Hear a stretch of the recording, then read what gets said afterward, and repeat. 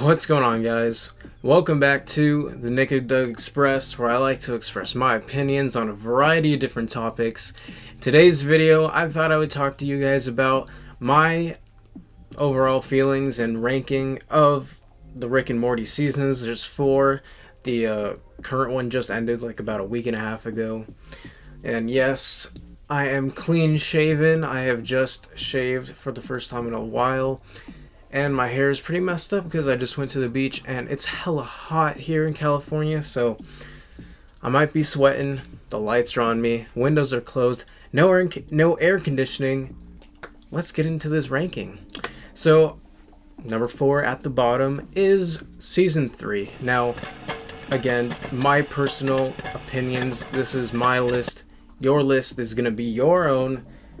If you want to, express your opinion, put it down in the comments. But again, I am not saying this is the official, ranking list of the seasons. Mine is just like this. So, don't hate me too much. But it's really hard to rank these seasons. So again, I said bottom is season 3. And the only reason why I say that is because even though it is still a great season of Rick and Morty, it falls flat in the areas of just really having a main story throughout. And, the Rick and Morty isn't always known for having main stories, but at least in season 1 and 2, a little bit of 4, you have those, like, overarching stories that you're kind of anticipating or waiting or building up to. And after that season 3 premiere, which was the cliffhanger in season 2, fantastic season 3 premiere. It's like that storyline is basically completely wrapped up in that premiere, and then you get like the second episode and the third episode, and they're kind of one-offs. I mean, Pickle Rick is great, and you get really good standoff episodes. You get just kind of one-off episodes. That's what I was trying to say. You get one-off episodes that just don't exactly have, like, and Rick and Morty doesn't need to have an overarching story all the time, but for me that falls flat because each episode you're following a different adventure. And if that's what they wanted to do with season 3, I can give them that. Just for me personally, it wasn't exactly the thing I always look forward to, because at least in season 2, from the beginning to end, they had one-off stories, but you were still learning about the characters. You were still kind of trying to see how they were going to evolve. And I feel like in season 3 they only had really about 2 episodes that really showed character development.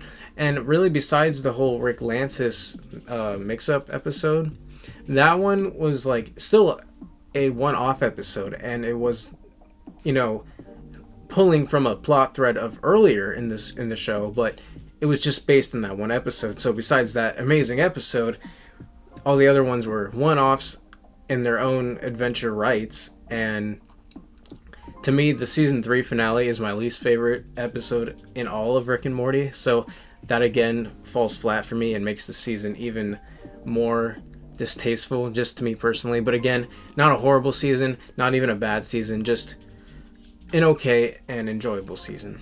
Coming in at third place is season 4. Now, this one was hard because I have really enjoyed this latest season of Rick and Morty. And obviously there's only 4 seasons, so when you're making a 4-season list, just like I did with 13 Reasons Why, it's like you gotta really narrow down exactly how you want to perceive each season. And so with the 4th one coming in 3, still a good season.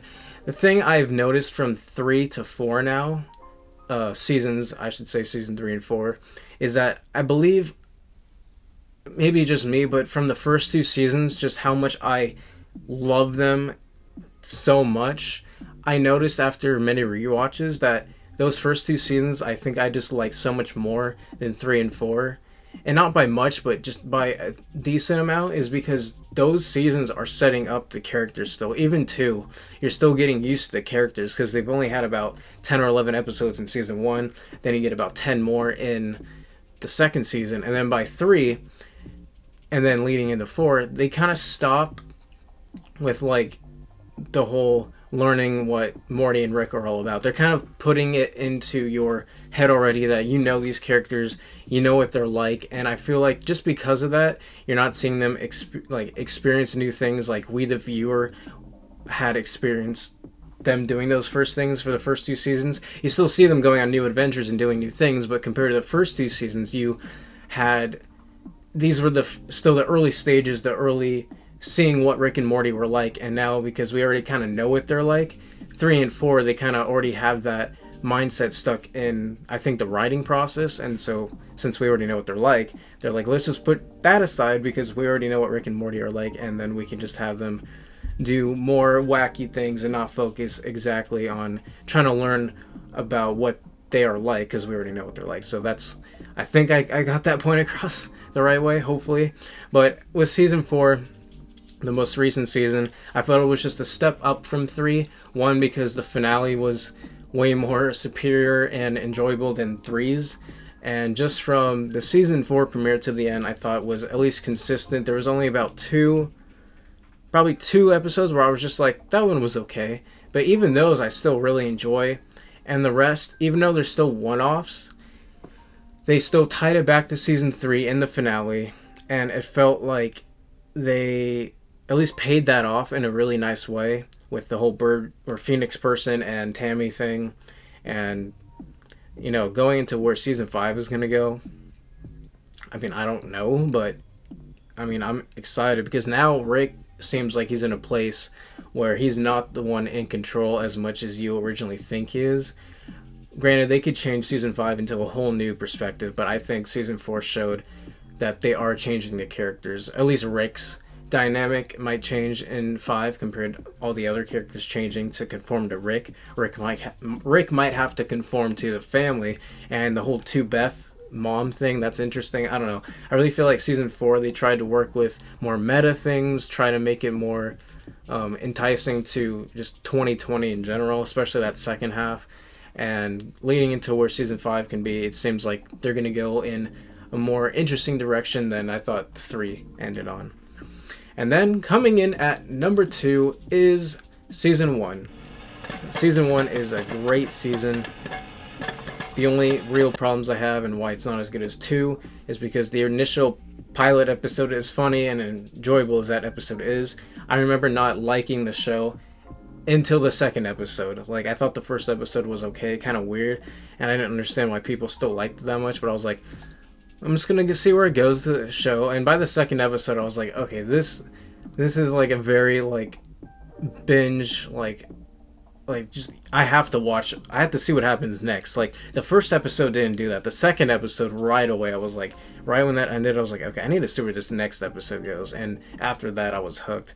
And then, even though I really enjoy that first season finale, and it does lead into season 2, it didn't have that much, you know, stakes or that much to look forward to except to just see where Rick and Morty go. And so, unlike 2 and 4, it was kind of a more meandering type of finale, but still enjoyable.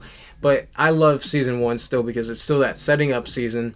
I wouldn't even say they were learning that much because I think they knew what they were doing. Just that pilot, maybe a couple episodes here and there, they were just kind of doing still their one-off things, but the one-offs were sometimes like the raising a Zorpazorp was okay, or the episode where I can't think of it right now, but there's just a couple episodes where it's like, it's just kind of like a story where you're just entering a world and then just coming out of it, and then doesn't exactly come back. They kind of did that a little bit in season 4, so I kind of compare season 1 and 4 in similar aspects when they're leading to new ground and showing where these characters and story developments could go. So season 1 was definitely the working ground to where season 2 is. In my top number 1 pick, if you haven't guessed, is season 2. And to me, if you want to say what is a unoriginal episode or what's just like the least standout episode in season 2, it's Interdimensional Cable 2. But even that episode I enjoy. It's a sequel episode. You're not gonna expect much from it, but out of 10 episodes, that one being the only like standout episode, there's 9 episodes where they're just pure filled amazing entertainment. I can't think of any other episode except that one that's not that good. If you don't like an episode, feel free to have your opinion and put it down in the comments and express yourself. I'm trying to think. I really just don't think there is a bad episode in that season. where season 2 begins from season 1's ending, leads in all the way to season 2. Season 2 has the biggest cliffhanger of a season, and I just think they really doubled down on what season 1 did and just went full throttle in 2. I don't know why they did Interdimensional Cable 2, just maybe because the first one and how well that one did. I really don't know, but that one's still a fine episode for the most part, because the 20-minute episode goes by like nothing. And if I really had to think of a second episode that maybe is just kind of meh, not the first 2, not even 3, not 4, and 5. Maybe the only other one is like the Get Swifty one, but even Get Swifty, I love that episode. Like, I would rewatch that one. That one's funny. It's not like exactly like deep character moments or like, but it's just a super entertaining episode that's different and not just a copy of season 1's format. So that would only have to be my second one. But besides that, I think each episode, even that episode, is just full on fantastic, and I really have no gripes with that. That's why it comes at number 1. They did everything the way they should have for a second season, and you're still learning about these characters, and you're still seeing them evolve a bit more than they have in 3 and 4 as much, because you're still setting that groundwork for the show. And it's amazing that this is only the end of season 4 and we haven't even started season 5, and this show started in 2013, and God knows they probably started writing and animating like 2011, 2012. So this show's been on for a while, and by the time season 6 comes, it might be a decade by that time, which is really interesting to me. But that's about all my thoughts on the seasons. You know, it's my ranking, it's my list. If you want to tell me your list, please put it down in the comments. Please, you know, put in the comments any other suggestions for videos. If I should talk more about Rick and Morty, talk more about characters, just give me more video ideas, guys, because the more you guys comment, the more I can make more videos, and especially in this time when finally more movies and stuff is going to be coming out within the next couple months. I think there should be more content, but for right now, your feedback is greatly appreciated, and look out for more videos very soon. That being said, guys, hope you all enjoyed this video, and I'll see you in the next one. Peace, guys.